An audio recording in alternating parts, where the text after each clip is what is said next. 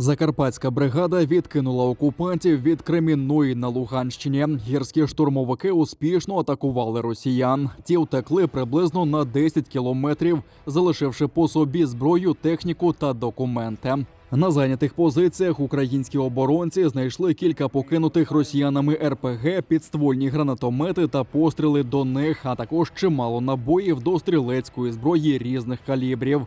Крім того, окупантам не вдалося прорвати нашу оборону в районі Новотошківського. У Генштабі наголошують, що нині ворог має на меті взяти під повний контроль Донеччину та Луганщину. На Донецькому і Таврійському напрямках ворог продовжує артилерійські обстріли населеного пункту Попасна. Мета – завдання вогневого ураження підрозділам Збройних сил України та відновлення наступу на Рубіжне, Нижнє і Новобахмутів. Частина виведених з України підрозділів нині розмістилася в наметових містечках у прикордонних російських областях. За даними Генерального штабу, бажання повертатися на українські фронти вони не мають. А російське командування шукає, ким би ще поповнити втрати.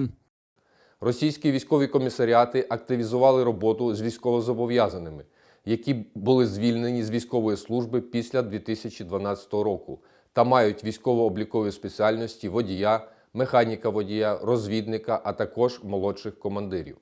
Офіційною причиною виклику до військкоматів є проведення зборів з підготовки за зазначеними військовими спеціальностями терміном на 3 місяці. Також на території так званої Придністровсько-Молдовської Республіки проводиться відповідна агітаційна робота з населенням, що має російське громадянство. Українські військові також розбили артилерійський підрозділ російських окупантів на Херсонщині. За даними ВМС України, ворожі артилеристи саме готувалися до атаки на цивільних. Розрахунок знищено, але, на жаль, частина московитів накивала п'ятами, додають військові. Повністю ізолювати російські банки від світових фінансів та відмовитися від російської нафти. До цього цивілізований світ закликав президент України Володимир Зеленський. Він упевнений, що якщо не буде справді болючих санкцій, Росія сприйматиме це як дозвіл іти далі. Ембарго на постачання російської нафти все одно буде застосовано. Формат буде знайдений. Питання лише в тому, скільки ще українців, скільки ще українок російські військові встигнуть вбити. Щоб ви, деякі політики, і ми вас знаємо, десь позичили собі трохи рішучості.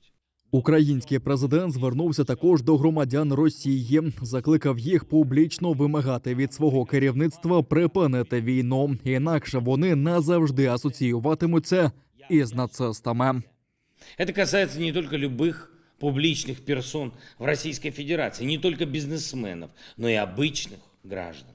У нацизма нет будущего, у массовых убийств нет будущего. У всех в России, кто сейчас не будет требовать прекращения этой позорной войны и вывода российских войск из Украины, нет будущего.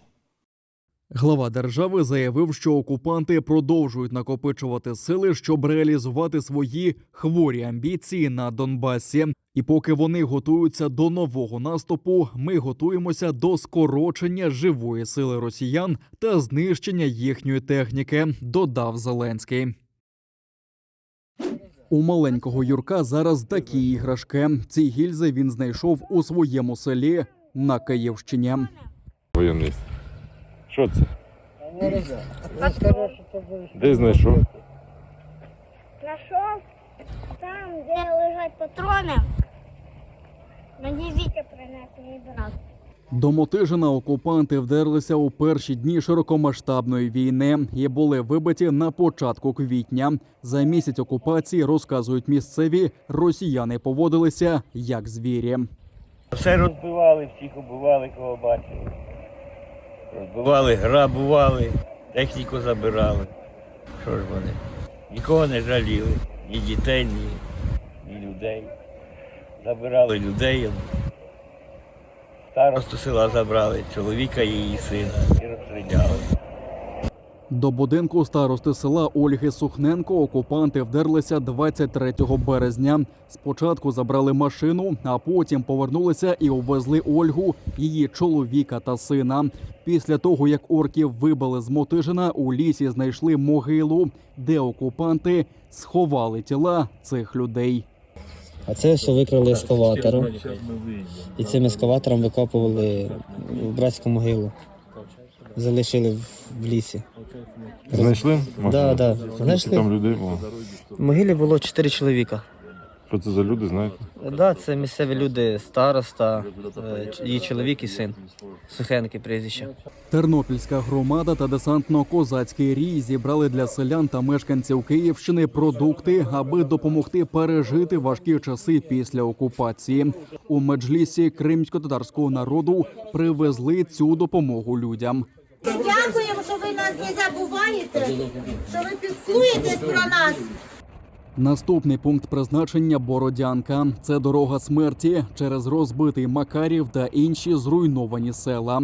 За вікном автівки знищена ворожа техніка, зруйновані будівлі та мости, розчавлені танками та розстріляні машини людей. Центральної вулиці у Андріївці майже не залишилося. Це дуже добре видно з ось цих кадрів, які зробили з повітря. Розтрощені вщент, спалені з вибитими вікнами будівлі, де нещодавно жили мирні люди. Ворог не щадив нікого, залишаючи за собою трупи та спустошення.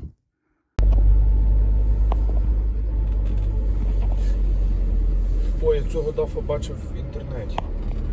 Бородянка зустрічає страшною картиною. Закопчені з чорними провалами вікна багатоповерхівок, ніби величезний мур, нависають над селищем. У ці будинки влучили ворожі ракети, розрізавши їх навпіл. З 1 березня селище бомбили російські літаки. Рятувальники ще не встигли розібрати завали. І під горами бетонних плит досі залишаються тіла людей. Перш за все, я хочу сказати, що на власні очі ми тут побачили, що окупанти, ці російські орки, творять з мирним населенням, цивільним, неозброєним, з дітьми.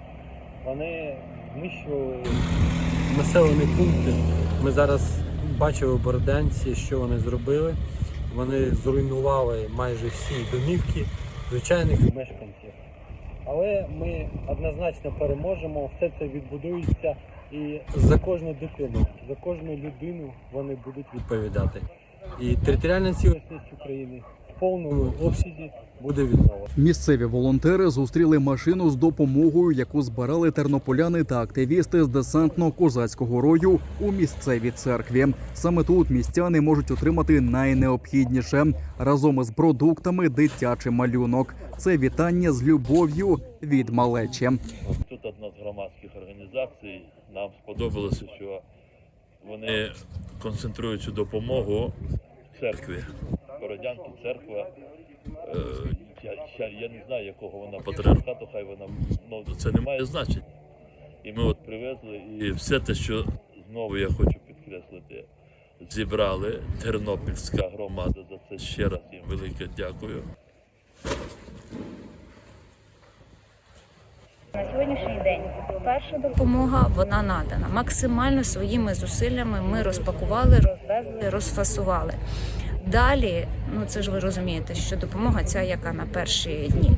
Відповідно, є медикаменти, які потрібні, інсулін. Зараз ми кинули клич, люди будуть збирати місцеві, будемо акумулюватися, будуть збирати список. Ми список постараємось опублікувати. Ми кинули клич, і люди допоможуть зібрати перелік медикаментів, в яких є потреба.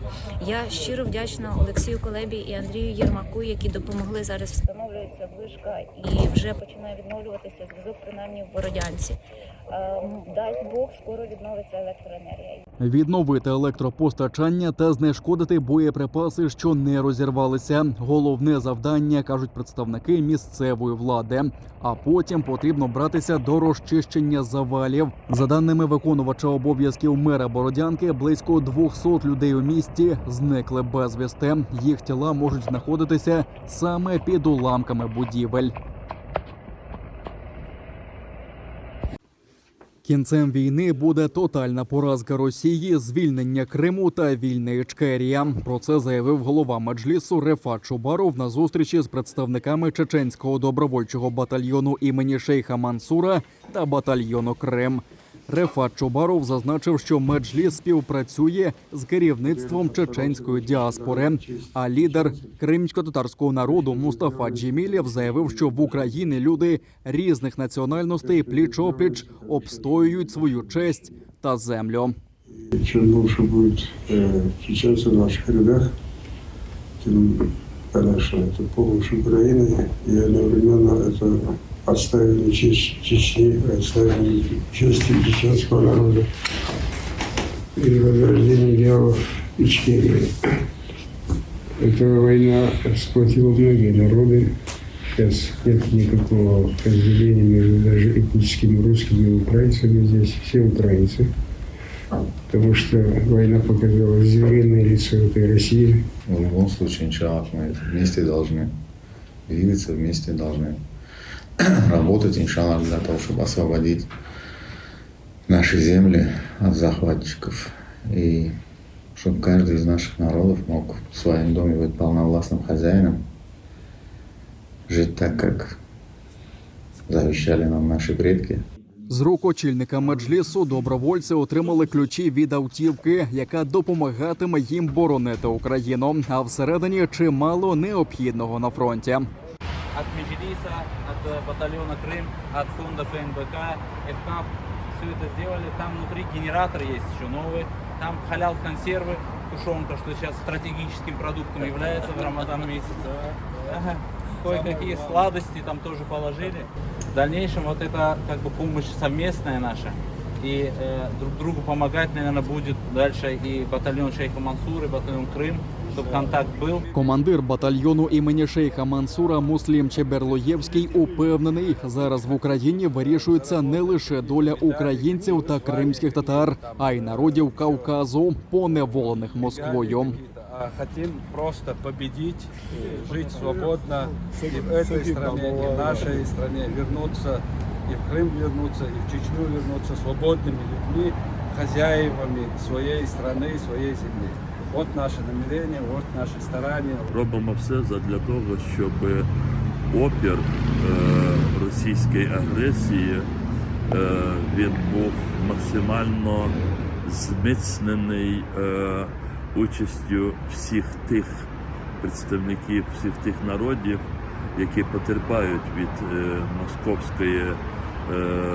московського диктату, московських репресій.